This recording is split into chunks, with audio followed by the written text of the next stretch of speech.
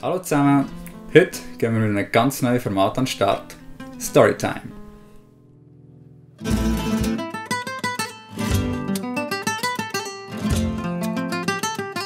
In diesem Format erzählen wir euch Geschichten, die vielleicht auch schon ein bisschen länger zurückliegen, die aber trotzdem noch wert sind, erzählt zu werden. Heute starten wir aber mit etwas ganz Aktuellem, und zwar mit unserer Argentinien-Reise vor ein paar Wochen. Wir sind für eine Woche auf Argentinien geflogen, aber nicht etwa zum Ferien machen. Nein, wir sind dort für Edelweiss und haben ihnen geholfen, ihre neue Destination, Buenos Aires, zu promoten. Für die einen oder anderen, die unsere Insta-Stories verfolgt haben, haben das vielleicht schon mitbekommen. Sie fliegen nämlich ab November 2018 nonstop ab Zürich auf Buenos Aires. Weil es momentan noch keinen Direktflug gibt von Zürich, sind wir zuerst mit einem Edelweiss-Flug auf Rio geflogen und von dort aus dann weiter auf Buenos Aires. Mitten in der Nacht angekommen, direkt ins Hotel, ein paar Stunden geschlafen und am nächsten Tag gerade los Buenos Aires erkunden.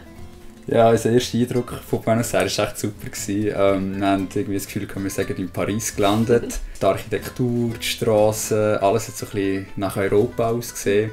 Nur die farbigen Busse haben uns nicht mehr daran erinnert, dass wir wirklich das erste Mal eigentlich südamerikanische Luft geschnuppert haben.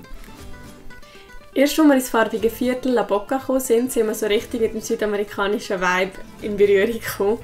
An jedem Ecke haben sie Tango getanzt, farbige Bilder verkauft und ihren berühmten Mate-Tee getrunken. Und das mit dem Tango, das ist echt nicht übertrieben. Die Stadt, die liebt nicht nur die Musik, sondern vor allem auch das Tanzen und ganz speziell ihren Tango. Wir sind darum auch gerade am Abend noch eine richtige Tango-Show schauen mit, glaube ich, ein paar der besten Tänzer der ganzen Stadt.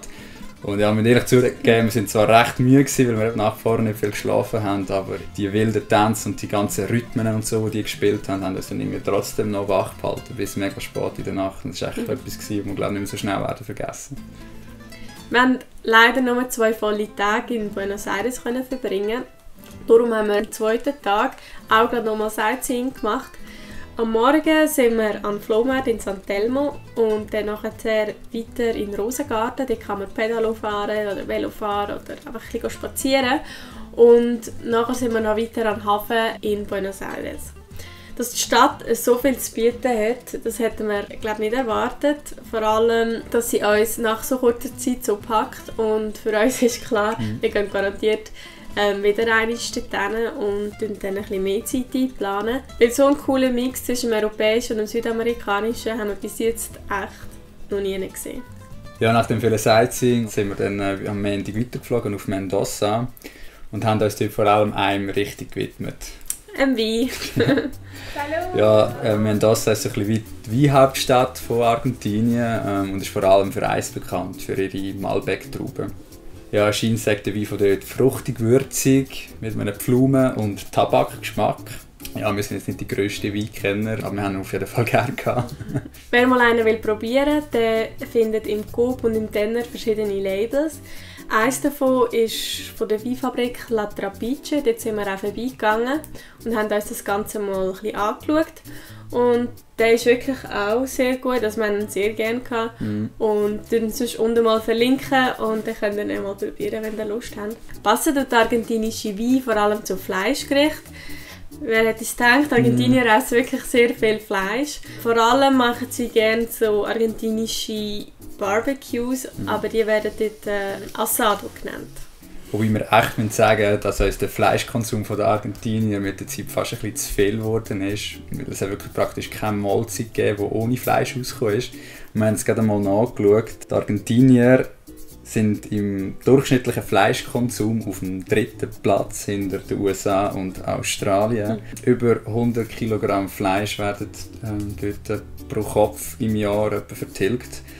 Und ja, für die, was interessiert, wir Schweizer sind übrigens knapp hinter Deutschland und Frankreich auf Platz 8 mit etwa 75 Kilogramm im Jahr. Der durchschnittliche Konsum in Europa ist so bei 80 und das ist etwa ganze 3-mal mehr wie in Asien. Das ist wahrscheinlich auch der Grund, wieso wir jetzt gerade so Mühe haben mit dieser Küche. Ja, das war einfach ein bisschen zu viel. Ja, also wer gerne Fleisch hat, ist in Argentinien sicher am richtigen Ort. Eine weitere Spezialität und etwas, was es in Südamerika scheint in x Varianten gibt, sind Empanadas. Die werden gerade von den Argentiniern praktisch jeden Tag gegessen. Es ist eigentlich ein Vorspeis. In Salta, in einer alten Kolonialstadt im Nordwesten von Argentinien, haben wir sogar einen Kochkurs machen. Und das Schwierigste an diesen Empanadas ist eigentlich die Falltechnik. Also da müssen wir sicher noch ein bisschen üben. Was aber die Empanadas vor allem ausmacht, ist natürlich die Füllung und die kann von Ort zu Ort ganz unterschiedlich sein. Okay, damit aber genug vom Essen. Also was speziell Wunder genommen hat, ist nämlich, wie sich so ein bisschen das Leben in Argentinien auf dem Land abspielt. Darum ist auch eines von unseren Highlights ein Besuch auf einer Finca in der Nähe von Salta gewesen. Und dort haben wir nicht nur in eine alte Tabakfabrik hineinschauen, sondern auch einen richtigen Gaucho kennenlernen. Ein Gaucho, die es nicht wissen, ist so ein bisschen das Gleiche wie ein Cowboy in Nordamerika. Wie die Cowboys in Nordamerika leben die Gauchos natürlich nicht mehr das gleiche wilde und freie Leben wie früher. Sie sind jetzt sesshafter geworden und konzentrieren sich jetzt vor allem auf die Viehzucht. Und trotzdem faszinierend sind natürlich die Geschichten, also vor allem die alten Geschichten von diesen harten Männern, die auf der Suche nach Freiheit so durch die Pampa von Südamerika gezogen sind. Schliesslich sind auch sie dafür verantwortlich gewesen, dass so ein grosses Land wie Argentinien erst geografisch erschlossen werden.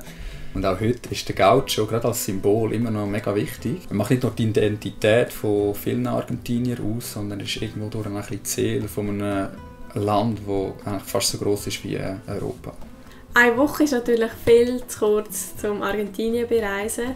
Für uns hat es aber gelangt, um uns für das Land zu begeistern. Und wir haben auch den Entschluss gefasst, schon sehr bald Südamerika zu bereisen. Ich weiß nicht, ob es dieses Jahr noch reicht, aber vielleicht nächstes Jahr. Ich weiss nicht, ob ihr auch schon in Südamerika waren und wenn ja, welches steht euch ein Land und warum? Das würde uns mega wundern. Wir hoffen im Gegenzug natürlich, dass wir euch auch ein bisschen lustig machen können. Und ja, falls euch das Video gefallen hat, gebt sicher einen Daumen hoch, abonniert unseren Kanal und ja, falls euch vor allem auch das Format hier gefallen hat, Storytime, dann schreibt uns doch einen Kommentar. Wir freuen uns mega natürlich über Feedback. Damit wäre die erste Folge von Storytime im Kasten. Yeah! Nächste Woche geht es aber gleich weiter. Dann erzählt euch der Flo mal ein bisschen mehr über eines seiner Lieblingsländer. In der Zwischenzeit vergesst nicht, geht raus und schreibt euch eure eigene Geschichte. Tschüss zusammen!